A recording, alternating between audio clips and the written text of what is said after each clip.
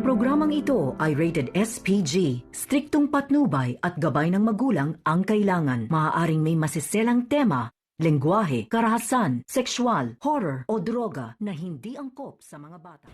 Porsigido na si Chief Espina na si Tanggol talaga ang gagawa ng second mission. Dito na nga ay kasama ni Tanggol ang kanyang mga grupo na kung saan ito ay nagbabalak ng tumakas. Pero ito ay binlockmail ni Chief Espina itong si Tanggol na kung saan papatayin niya si Ben at saka si Oweng. Dito na nga ay talagang sasama si Chief Espina sa kanilang misyon. Agad-agad naman itong napauo si Tanggol na kung saan wala siya ditong magawa. At ito na nga ay talagang sinubukan talaga ang angking galing ng grupo ni Tanggol na kung saan talagang sumabak na sila sa kanilang misyon. Dito na nga magkasama ang grupo ni Tanggol na kung saan talagang natsyempuhan nila ang mga Red Phoenix dahil nagkagulo at nagkaputukan nga sa loob at dito na nga nila inabangan ang Red Phoenix sa labas na kung saan talagang tinarget nila ito.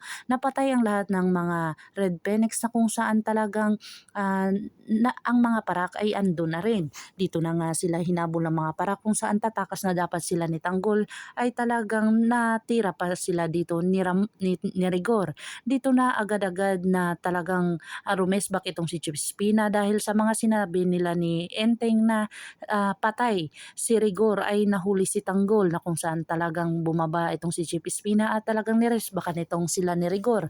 Agad-agad naman nakatakas itong sila ni Tanggol pero hinabol pa rin sila ng mga pulis.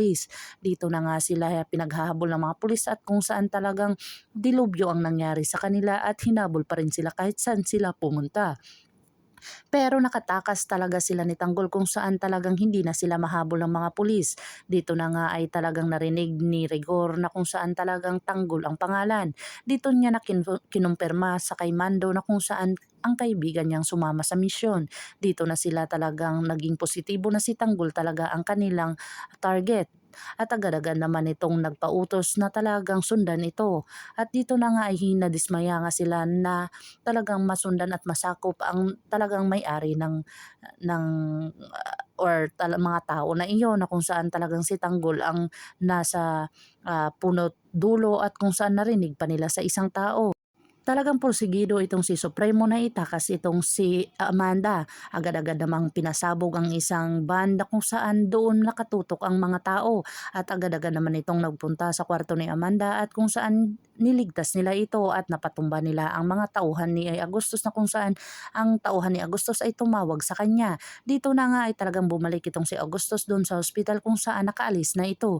Pero sad to say na hindi niya na naubutan itong si Supremo na kung saan nakatakas na sila ni Amanda. Dito na nga nagtagumpay si Supremo sa kanilang mga plano na kung saan itatakas nila si Amanda at magkasama na sila. Agad-agad naman itong rumesbak itong si Agustus kung saan talagang nadismaya siya dahil galit na galit siya dito kay Supremo pero hindi pa nila nahuli at talagang natakasan pa sila ni Amanda. Dito na talaga nakatakas itong sila ni Tanggol na kung saan napunta sila sa isang lugar na walang nakakilala sa kanila. Dito na sila ay may napuntahan na kung saan sinagip sila at binigyan sila ng matutuluyan. Agad-agad naman silang nagpakilala na magkasintahan daw sila sabi ni Bubbles.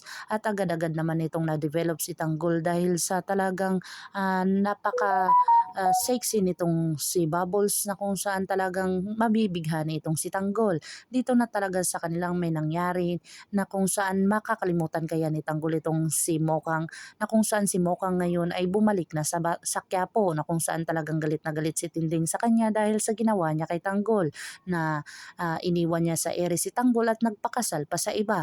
Abangan natin ang mga bagong yugto ng Batang Quiapo, ang bagong trailer ngayon na kung saan talagang napakapananabik na eksena. Kung bago lang po kayo sa aking channel, please like, share, and subscribe para ma-update po kayo sa mga susunod pa. Yun lamang po at maraming salamat.